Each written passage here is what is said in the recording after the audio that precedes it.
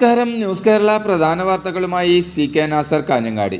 ED കേസിൽ സുപ്രധാന നിരീക്ഷണവുമായി supreme കോടതി. PML നിയമപ്രകാരം എൻഫോഴ്സ്മെന്റ് ഡയറക്ടറേറ്റ് ഉദ്യോഗസ്ഥർക്ക് നൽകുന്ന മൊഴി തെളിവല്ലെന്ന് സുപ്രീം കോടതി. കോടതിയിൽ മൊഴി നൽകുന്ന മൊഴിയാണ് യഥാർത്ഥ തെളിവ്. ED ഉദ്യോഗസ്ഥർക്ക് നൽകുന്ന മൊഴി സ്വീകരിക്കാമെങ്കിലും കോടതിയിലെ മൊഴിയാകും അന്തിമമെന്നും കോടതി നിരീക്ഷിച്ചു. തമിഴ്നാട്ടിലെ മണൽ ഖനന കേസിലായിരുന്നു സുപ്രീം കോടതിയുടെ ഈ നിരീക്ഷണം.